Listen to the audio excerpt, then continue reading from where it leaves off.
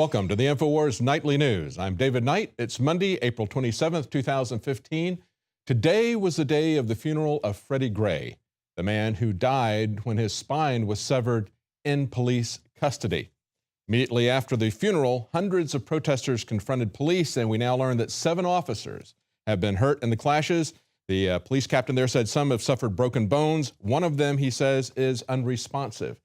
Now, this comes after the Baltimore mayor said this weekend that space was provided to those who wished to destroy.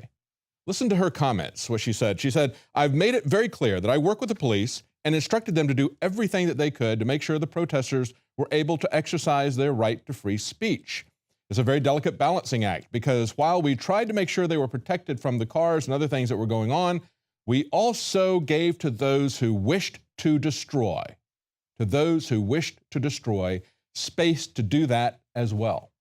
Now, that may sound strange to a lot of people, but we have pointed out over and over again that the intent of the government, of the federal government, of many of these Democrat-run cities is to have a divide and conquer strategy. They want you to divide into black people against the police and have people see the black people rioting and destroying so that they take the side and polarize behind the police when we have real police brutality issues that need to be addressed. Now, later on the show, we're going to talk to an oath keeper, Brandon Rapola. He is at the mine right now in Oregon, the sugar pine mine, where the BLM threatened to shut them down and violently throw them out this last Saturday. That didn't happen because oath keepers showed up there. They're not just oath keepers, they've also exercised in a peacekeeper role, not only at this Oregon mine, but also at the Bundy Ranch. Brandon was at both of those places, and they also did that in Ferguson. But when they protected people's property, when they showed up as peacekeepers to stand there to keep the rioters from burning these buildings, they were told to leave. They were threatened by law enforcement. And of course, we reported, as our reporters were there, Joe Biggs and Jakari Jackson were there, they were showing us how the police would pull back and allow the rioters to destroy.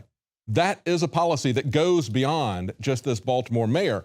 They want to get the oath keepers out of the way. They want to get the people out of the way so that they can go on with their PR stunt. They've got a riot to film, and that's what they want to have happen. But of course, there's other troubling aspects that we see about this kind of propaganda that's being used to divide and conquer the population here, divide us into a race war. And of course, we see the Obama administration now fighting for the right to use a cell phone kill switch. That's another way that you can make sure that no other narrative other than the one that you want to craft with the mainstream media gets put out. That's precisely what's behind this. Let's look at the history of this. This is something, as Al Jazeera points out, that goes back about 10 years to 2005. They say for nearly a decade, Homeland Security has maintained a policy for unilaterally shutting down private cell phone service over an entire metropolitan area if necessary in the event of a national crisis. This is something that's called Standard Operating Procedure 303 or SOP 303. That's the cell phone kill switch. Now, they point out this went back to the 2005 London subway bombings, 7/7 bombings. And if you remember, of course, we know that was a false flag. Among other things, they had set up a training operation in exactly the same place, at exactly the same time, with exactly the same scenario. And the next day, they actually interviewed the people who were involved with that. The private security firm said, we were really surprised. We didn't know whether it was real or whether it was part of our exercise because it was exactly the same way. Of course, they did that at 9/11 as well. That's what many people are concerned about with Jade Helm. As with any military exercise, we've seen this trick played so many times. That's what concerns us whenever we see an exercise like that. But again, going back to the 2005 London subway attacks, after that happened, they point out, New York City's Hudson River commuter tunnels had their cell phone service disconnected for almost 2 weeks. It was an unprecedented shutdown, they say. And then it brings up the question as to who precisely has the authority to shut down your cell phone service. That's the question. That's what a lot of people are trying to find out. That's what Epic and others are trying to get the government to tell them, but of course, the government won't say. One of the people trying to get this information from Epic says, what we're asking for is really just high-level stuff. We're not asking for detailed information about how SP 303 works. We want to know what the rationale and the policy guidelines are. Understanding a public policy, he says, should not compromise national security. But it does. in a secretive police state that we have now, everything must be hidden from the people. That's what should concern you the most. And they finish by saying, asked to explain the decision to withhold even basic procedural information and policy directives about SOP 303, a Department of Homeland representative said, we have no comment on this. And that comment speaks volumes, because that's where we are in America. We have a government that is operating secretly, for the most part, because what they're doing is criminal, and we know that it's criminal. Now, in an article on the New American, they ask, why is President Obama prohibiting veterans from owning guns? Actually, that's a question from Senator Chuck Grassley, Republican of Iowa. He's asking why nearly all the people who have been flagged as being mental defectives are veterans.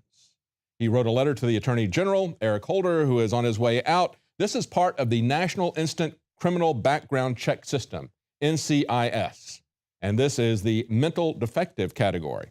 Now, Congress has passed laws, and we have not looked at the constitutionality of those laws in much detail yet, unfortunately, but they've passed their laws mandating that all federal agencies report the names of individuals to the NICS if they think that they fit into the mental defective category.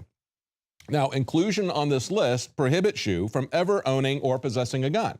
And of course, there can't be one in your household, so by extension, everyone in your household is prohibited from having their Second Amendment rights. They say this is a legal standing that guides when a name is supposed to be reported to the mental defective category is whether the individuals are a danger to themselves or others. However, the Department of Veteran Affairs, the VA hospitals, they do not support such findings. Instead, the VA reports individuals to the gun ban list if an individual merely needs financial assistance managing benefits from the VA. And they point out that data published by the Congressional Research reveals that in 2012, the VA was responsible for 99.3% of all mental defective referrals to the NICS. You understand? That is nearly 100%. 99.3% are veterans that are being flagged by the VA so that they lose their Second Amendment rights. Perhaps they are afraid of veterans, just as they say they are in their scenarios. They say the people that they find most threatening are veterans, Christians, libertarians, constitutionalists, people who believe in small government, people who believe in the Constitution. That should not make you an enemy of the state.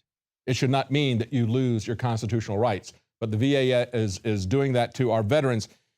We see a little bit of pushback. We've now had one more state that has signed legislation to resist the militarization of cops. It was just a few weeks ago that we saw in New Jersey that Chris Christie, the governor there, signed into law a bill that bans local law enforcement agencies from obtaining night scopes, military assault rifles, grenade launchers, and 14-ton mine-resistant ambush-protected vehicles, MRAPs in other words, through a federal program without local oversight. And of course, that federal program is the 1033 program. And if you remember, it was last summer that they stopped an equivalent program. It wasn't called the Section 1033 program, but there was a program that provided surplus military equipment to rural firefighters for over 60 years.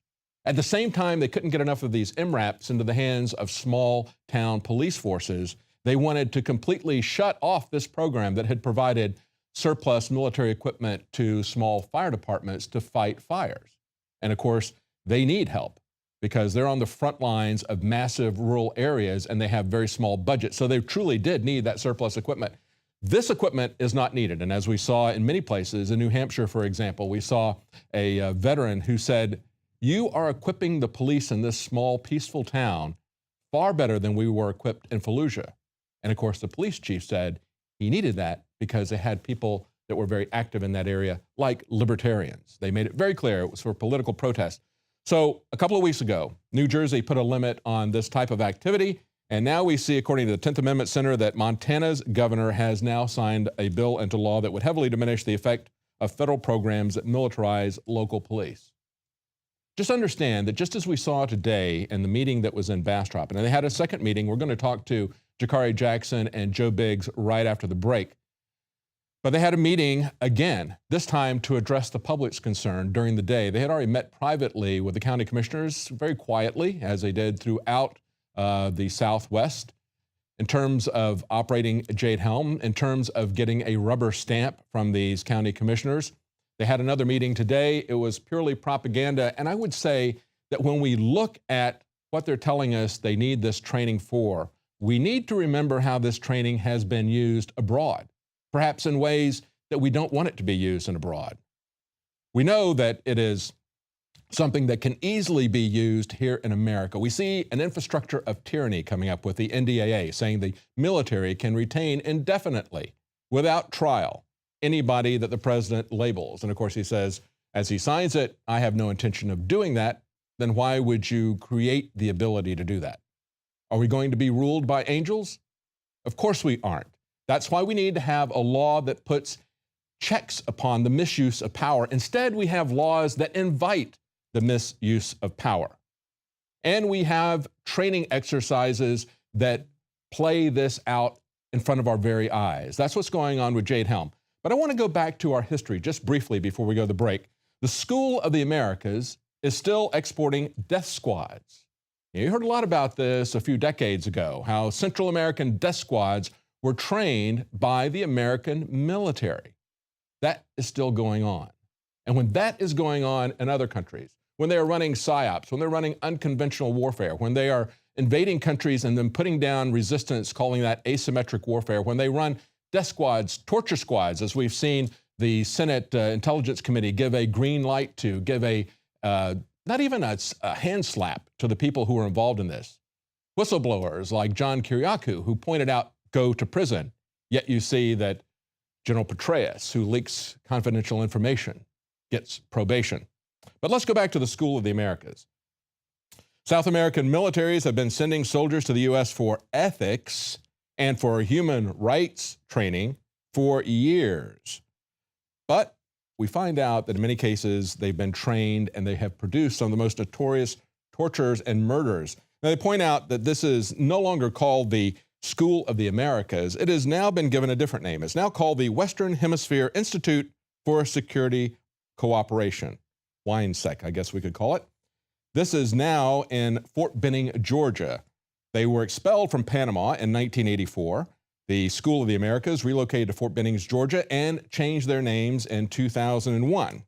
Now, according to their site, their website, these values are imparted through a 3-lesson ethics program, as well as the democracy and human rights program. Nevertheless, what we find are CIA and U.S. Army manuals that detail torture techniques translated into Spanish, utilized by the School of the Americas, and they say in this article, it's a far cry from anything containing human rights protections. Indeed, as SOA Watch explains, these manuals advocated torture, extortion, blackmail, and the targeting of civilian populations.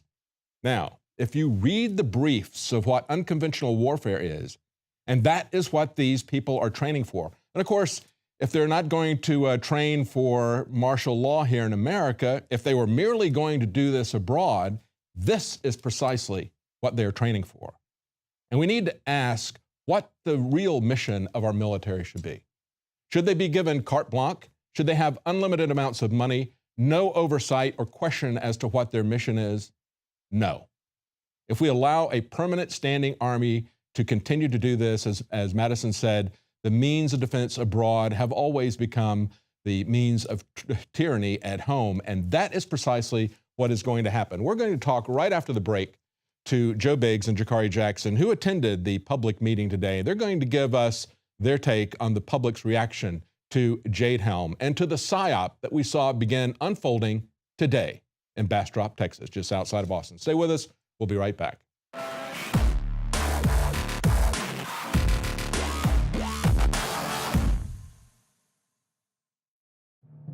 My name is Alex Jones. Most of you know me from my syndicated radio program and my documentary films, as well as INFOWARS Nightly News. When I got on air 20 years ago, I had discovered the globalist program, their plan to take over the world, and my focus went from running 6 miles every other day, swimming 2-3 miles a couple times a week, and lifting weights, to focusing on fighting the globalist. I've gone from 279